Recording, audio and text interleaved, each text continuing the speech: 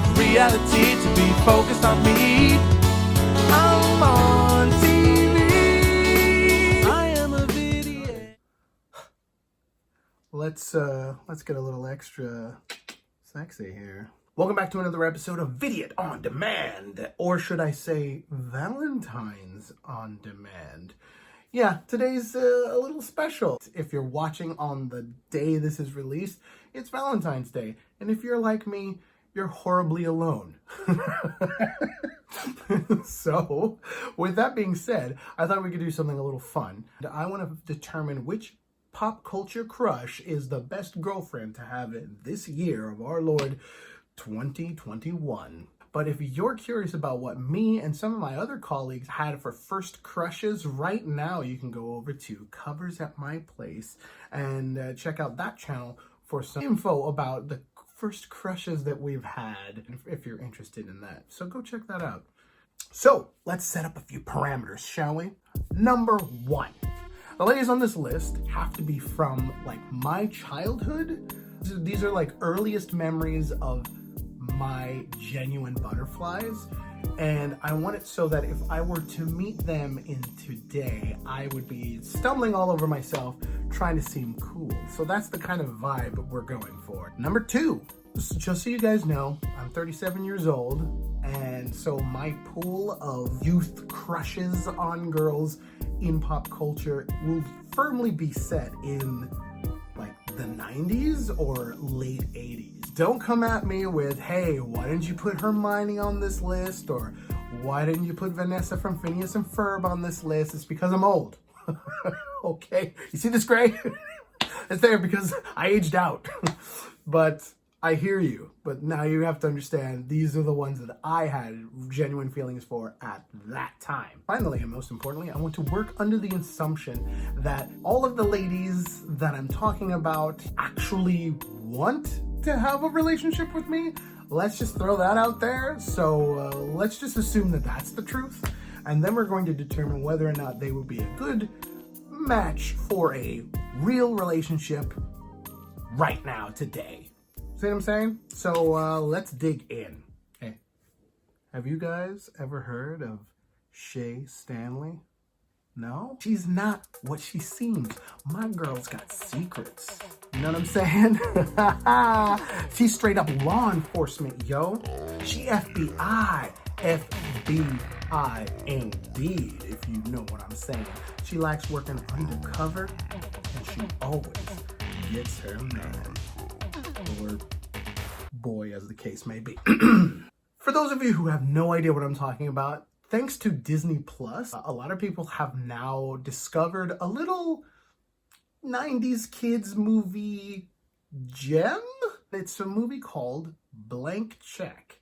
Now, if you don't know what this is about, it's literally the power fantasy of a 10-year-old who gets his bike run over by a bunch of bad guys, and in a rare moment of compassion, the villain actually, he stops, he gives the kids a insert title here, and this kid on a whim decides to just put in, I'll cash it in for $1 million, which he surprisingly gets. And then the rest of the movie is him going, I have lots of money, not knowing that the money was from bad guys, blah, blah, blah. So Shay's character is introduced in the story, and they play her straight as if she is basically the lead character's love interest. And I mean, they basically go on a date in the film that they completely go, isn't this romantic? They're running through the fountains. They're getting wet. Oh, this is cute. What? And not to mention that infamous kiss. Yeah. So you understand, my feeble adolescent brain registered that as, so you're telling me there's a chance. For good or ill, this lovely specimen made an impact, giving me hope that I too could be the victim of inappropriate advances from a woman 25 years my senior. Does she make a good girlfriend? Let's be honest. If we're going to the store, we're probably going to avoid the kids section. Plus, if I ever, it's like, let's say we're living together and I happen to catch her online, like buying an action figure, and she turns around and goes, oh, babe, I guess you know what your present is this Christmas. I'll probably be like, oh yeah, But deep down I know she's probably cheating on me. But is she worth it? I think at the very least, she's worth a Valentine's Day card. Something that says, roses are red, violets are blue. You have the right to remain silent. Anything you say will be held against you. So since we're talking about specifically crushes from movies released in 1994, can you do any better than Tina Carlisle? For many people, Tina Carlisle is the character that was the introduction of one Cameron Diaz. And I gotta tell you a true story. I work at a school, and one time while on the playground, I overheard two girls talking, and one of them just name dropped Cameron Diaz. And she's like 6. So I'm thinking, how do you even know that name? And I asked her about it, and she really kind of like begrudgingly, kind of shyly said, yeah, well, it's because she held me as a baby. And I was like, what? And seriously, I had to check with the parents, and they're like, yeah, and here's picture proof. And I was just completely like, what? But moving on, this character is pretty much a live action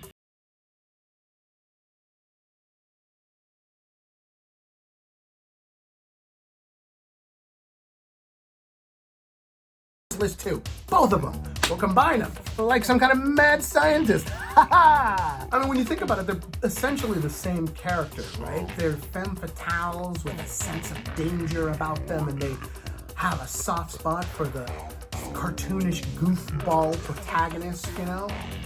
Well, I'm a cartoonish goofball. So if I were to pick and choose of the aspects of both characters that I would want to combine in one Frankenstein monster of sexiness, I'd probably basically keep everything that is perfect about Tina Carlisle, the character. Just keep the human proportions that she has. Just keep her the same. But I would add the reality warping cartoon physics and logic that surround a character like Jessica Rabbit. But only if it was funny. Which, if I'm honest, both of those characters aren't particularly funny. They're kind of just there, and they, you know, are gorgeous and everything, but I mean, they're not like zany characters that are laugh a minute. And sense of humor is very important to me, so in the respective films, they don't really get much character development injected in their minimal scenes. So, quite frankly, you don't know who they are, their likes and dislikes, besides they like the main guy. That's all there is really going for them.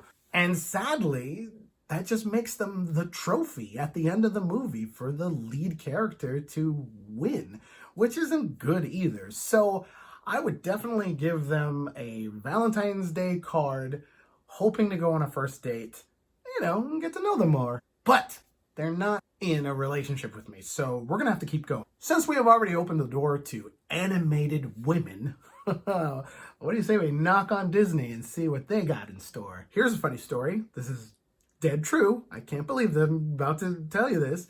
I have a really early memory of enjoying the film The Little Mermaid. I mean, we all saw Little Mermaid from 1989.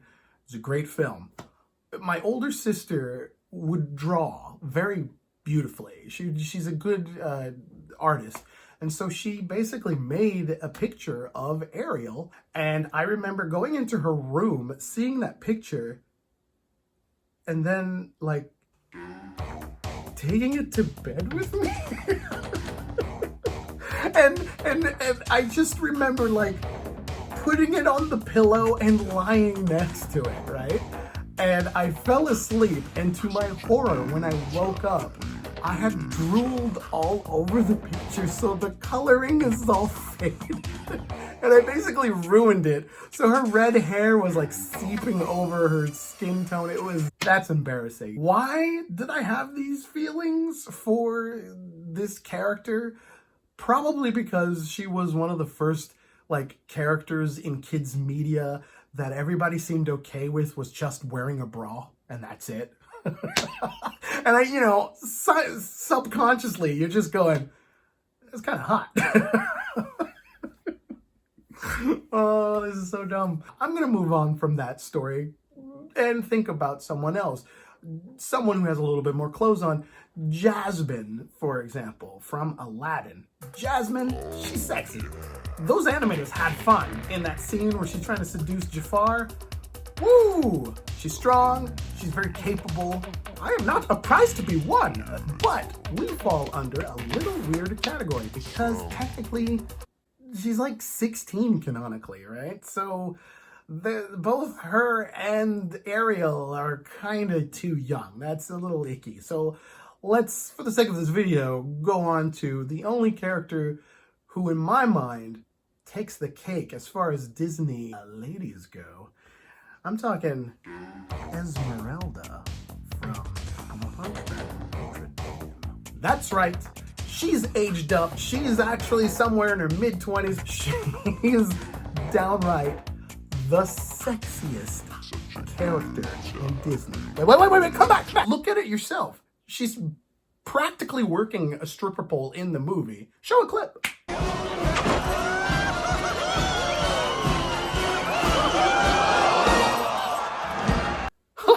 Isn't that crazy? I mean, this movie is like perfect for the whole family.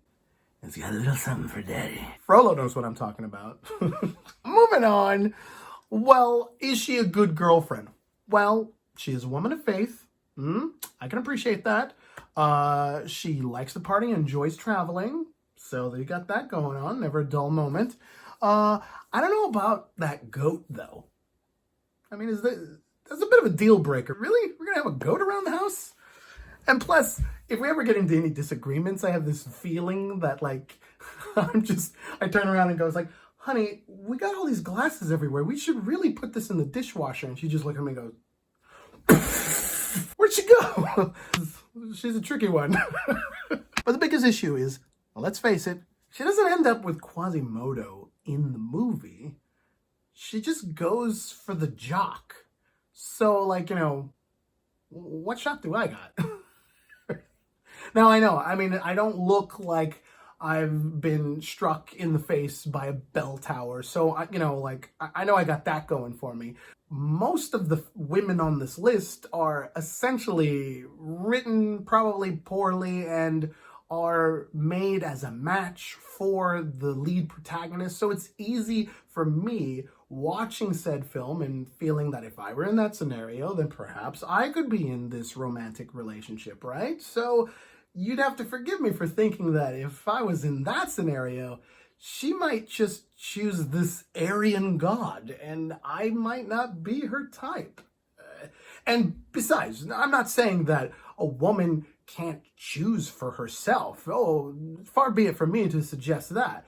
I just would prefer a woman who chose me. That's all. And merely on that note, I'm just going to say for the purposes of this video, maybe we wouldn't even start, but I will hand her a well-written love letter in a feeble attempt to try to sabotage her relationship with Phoebus. It means sun god. I didn't say I was going to play fair. Next on the list, we have Wednesday Addams. Not that one. This Wednesday Addams. The one made popular by actress Christina Ricci. For some reason, she really did something with this character that spoke to me. And let's face it, I was roughly around the same age as her when those movies came out. So by the time Addams Family Values came out, they did this subplot with her having a romance with the guy from Numbers. And I mean, he's a funny, nerdy guy. I'm a funny, nerdy guy. She's got a dark sense of humor and a dry delivery that would always keep me on my toes. And I really appreciate that. Plus, her gothic aesthetic pretty much opened the door for me to really like this style. I mean, it kind of does something for me, you know? We still have the issue of her being way too young, right? I mean, there is a bit of a workaround. There's a non-canonical web series in which the character was aged up and we just saw her dealing with day-to-day things in a classic Wednesday Addams kind of way, which gives me that sense of, hey, this could actually work. But now that I'm thinking about it, there is another woman who has the same kind of vibe that occupies the same part of my brain, and it is none other than the Mistress of the Dark herself. I'm talking Elvira. Now, I discovered Elvira, much as you do, flipping through channels late one night, and suddenly I see this woman who's introducing B-schlock horror movies, and she's just telling jokes, and she's funny and bubbly, but she's got this darkness and this edge to her. She was more playful and silly than Wednesday, and she came in an even deadlier package. So if I were to combine the two of them, I would probably take Wednesday's hairstyle and her dry delivery of witticisms and add it to Elvira's already perfect everything and give her that energy that Wednesday lacks, therefore creating this dark gothic girl who's fun and upbeat. What's not to like? But is she a great girlfriend? Truthfully, I think that we would make a good couple for at least a couple of months until some of the cracks would start to show, you know? Being bleak all the time can get old.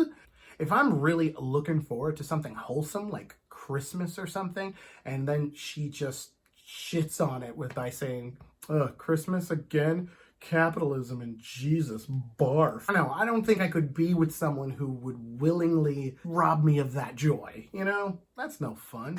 But I would definitely take the time to make her a handmade Valentine's Day card out of black cardboard paper and blood. I think she'd really get a kick out of that. The absolute earliest memory. The first person, the first girl in action adventure anything for me was April O'Neil from Teenage Mutant Ninja Turtles. And in fact, true story, when I went to the movie theaters to see the movie for the first time, seeing these cartoon characters in real life and the actress playing April O'Neil, Judith Hoag, is on TV on the big screen, and she tells my favorite turtle, Raphael, who I identified with, and she... Thanks, Raphael. And all the other brothers were just like, ooh! I blushed. I think he's blushing. Because she was talking to me. I mean, I don't know about you other kids out there. April, like this guy. But this character has been around for quite a long time, almost 30 years, more than that by now. So what do you say we do a little something special where we take the aspects of the different iterations of the character and make her into something even greater? In the earliest incarnations of her character, she was actually a scientist's assistant, so she's inherently smart. So I would add that intelligence. In the cartoons, she was known as a reporter for Channel 6 News. That means that she's investigative, she's a bit of a detective, a problem solver, and that also means that she speaks truth to power, which is very important. Then, of course, there are some versions of the character where she's actively learning ninjutsu herself, meaning that she is no damsel in distress. If anything, she can handle herself and look good in a yellow jumpsuit doing it. And there's, of course, this artist's rendition of the character on a pinball machine that I'll never forget for some reason. And then you have in the latest incarnation, film-wise, that we saw, she was played by Megan Fox. That's not nothing. I mean, it's Megan Fox. And here's a fun fact. There's also the latest cartoon that I haven't been watching, but it's called Rise of the Teenage Mutant Ninja Turtles.